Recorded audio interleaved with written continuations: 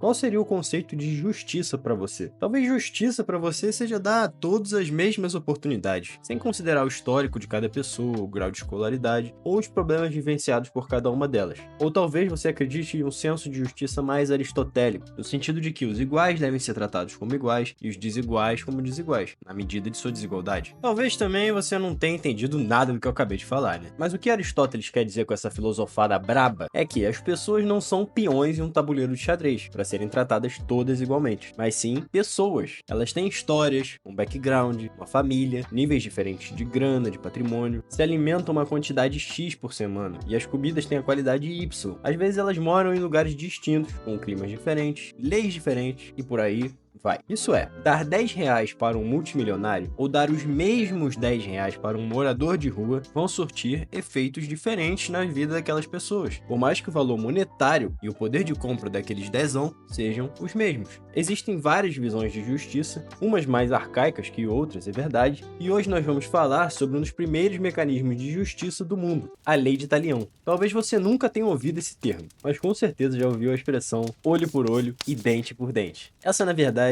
é a Lei de Talião. E no vídeo de hoje, nós vamos dissecar suas origens, significado e maiores curiosidades acerca do tema. Então, se você se interessou, já larga dobra no like e se inscreve no canal para ficar por dentro das maiores curiosidades e fatos desconhecidos desse meu, seu e nosso super mundo. Se você fez algo a alguém, causando-lhe algum prejuízo, essa mesma ação será feita contra você, ou às vezes até a terceiros que não tem nada a ver com o que você fez. Essa é a Lei de Talião, vista como um dos instrumentos de fazer justiça, às vezes até mesmo com a própria mão. Eu explico. Vamos supor que você é um doido e deu-lhe uma pedrada na cabeça do filho do Sr. Cuca, da família Beludo. Sim, você mandou o pequeno Beludinho pro além. Qual seria a sua pena, segundo a Lei de Talião? Se você falou tomar uma pedrada na cabeça até passar dessa para uma melhor, você falou pouco, mas falou besteira. Na verdade, a sua pena seria que o seu filho tomasse essas mesmas pedradas que você deu. Então, se você tirou o filho do Sr. Cuca Peludo, o Sr.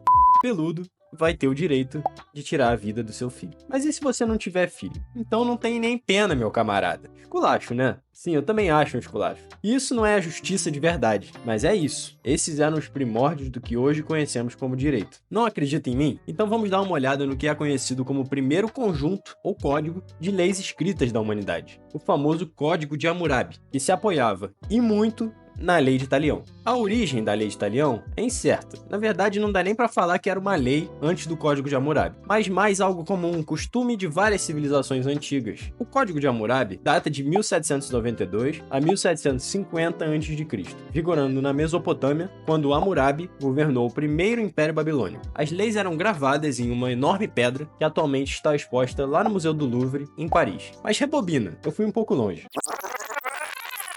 Eu tava falando que se você tirou a vida do filho de fulano, então ele pode tirar a vida do seu filho, certo? É, mais ou menos isso que o Código de Hammurabi previa. Em alguns momentos cenográfico até demais. Como eu pretendo monetizar esse vídeo, vou só deixar os artigos aí na tela e você, se tiver estômago, dá uma lida. É, isso aí mesmo que você leu. Se um cara desse um Hadouken numa grávida e o bebê fosse de base, ele teria apenas que pagar. A não ser que a mulher fosse de base também. Aí o filho dele ia ter que pagar a dívida do papai. E detalhe para a diferenciação do código entre mulher livre e serva, que é de revirar o estômago. Sério, ainda bem que eu e você vivemos na época que vivemos, porque imagina ter que viver com essas situações numa terça-feira à tarde. Menino, você não vai acreditar quem teve que tirar o olho hoje. Ah, não me diz que foi o Cleitinho. Que Cleitinho o quê? Esse daí já perdeu 2 na semana passada, você tá desatualizado, hein? Foi o Jeremias. Não, o Jeremias. Não acredito, cara. Se bem que eu sempre achei que ele tinha uma carinha de furar olho. É, pode até parecer um absurdo hoje em dia. E realmente é. Mas se imagine vivendo em uma sociedade bárbara, onde você dorme sem saber se vai acordar no dia seguinte. Uma sociedade quase sem hierarquias e sem normas. É até difícil de conceber isso, né? Mas é o que era, uma barbárie, onde valia a lei do mais forte, a verdadeira lei da selva até certo ponto. Nesse cenário, a Lei de Talião parece até extremamente sensata, né? E até certo ponto, foi isso mesmo. Naquela época, com certeza a Lei de Talião evitou muitos desastres. Afinal, já que que não vai pela boa-fé ou senso de comunidade de um povo, vai pelo medo da punição mesmo. Podemos então concluir que a lei de Talião está intimamente ligada à cruel natureza humana, tentando impedir então que a pior versão da nossa natureza venha à tona. Afinal, como bem definiu Thomas Hobbes, milhares de anos após o Código de Hammurabi, o homem é o lobo do homem. É inegável que a sociedade evoluiu com o tempo, e ainda bem, né? Foram criados novos mecanismos para controle, vigilância e resolução de conflitos, mecanismos como a invenção do poder tripartido em legislativo, executivo e judiciário, mecanismos judiciais para a resolução de conflitos, como os processos, e até mesmo extrajudiciais, como a arbitragem, entre outros. Não há registro da extinção da Lei de Talião, mas me parece que nem deveria ter. A Lei de Talião foi um mecanismo ímpar e muito útil no seu ápice, evitando muitos crimes mesmo, mas que, no momento atual da civilização, parece já ter cumprido seu papel. Por isso, praticamente não vemos mais a aplicação do olho por olho e dente por dente nas normas e leis escritas do Brasil e do mundo. Com a evolução, sobretudo do direito penal mundo afora, é razoável presumir que a Lei de Talião foi 100% deixada no passado, certo? Então, lembra quando eu te falei do senso de justiça aristotélico lá no começo do vídeo? Não lembra? Tá, eu vou fazer um recap aqui. Justiça é tratar os iguais como iguais e desiguais como desiguais, na medida da sua desigualdade. É isso que Aristóteles pregava. Esse é o senso mais aceitado hoje em dia, exatamente por partir do princípio de que pessoas e culturas e costumes não são todos iguais ao redor do globo. E exatamente por isso que ainda vemos a aplicação da Lei de Talião em alguns lugares do mundo, cuja brutalidade ainda representa uma parcela significativa dos costumes da população. Onde eu quero chegar com isso? Eu te respondo. Acredite se quiser, em 2010, apenas 14 anos atrás, a Suprema Corte iraniana aplicou a Lei de Talião, uma lei de pelo menos 3.800 anos atrás. Sim, cara, quase 4.000 anos, para condenar um homem a ter seus olhos queimados com ácido porque este criminoso havia sido responsável por cegar o marido de sua amante. Então aqui a gente vê literalmente o olho por olho. E essa decisão, por incrível que pareça, está em conformidade com a lei islâmica, que permite aplicar a Lei de Talião quando se trata de crimes violentos. E o pior de tudo é que não se trata de um caso isolado, pois apenas um ano antes, em 2009, Majid Movahed foi condenado à cegueira total após ser declarado culpado de jogar ácido nos olhos de sua colega de faculdade, Amené Baharami, porque ela havia rejeitado sua proposta de casamento. Espero ter falado certo esses nomes. Ambas as tragédias foram noticiadas pelo G1 na época. Por mais bizarro que isso possa parecer, me parece que a Lei de Talião nunca será 100% banida ou ultrapassada pela humanidade, pois seu surgimento e funcionamento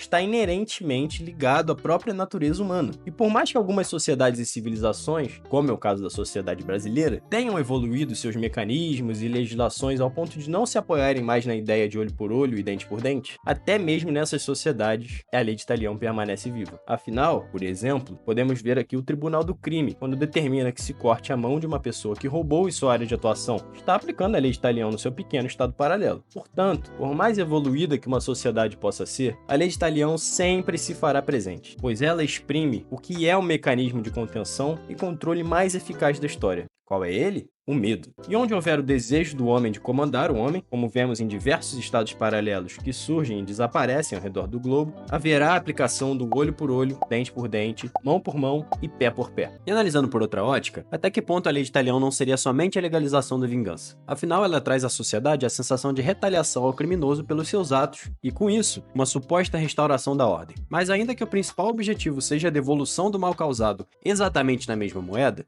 que bem real isso traz à sociedade? A Lei de Talião não serviria apenas para a satisfação pessoal da vítima e seus familiares? E isso, meus amigos, é extremamente perigoso, exatamente por causa da subjetividade do próprio conceito de justiça. Para você, justiça significa algo, mas para o Coringa, tenho certeza que significa algo bem diferente. E é por isso que a maioria dos países evoluiu suas legislações para eliminar a subjetividade do conceito de justiça e evitar ao máximo esse caráter vingativo da norma, o que foi feito principalmente levando em consideração o advento dos direitos humanos e sociais. Uma coisa é certa, depois desse estudo aprofundado da Lei de Talião, que você não sabia que precisava, entre todas as visões da norma da retaliação, eu fico com a de Gandhi, e espero que você também. Olho por olho, e o mundo acabará cego.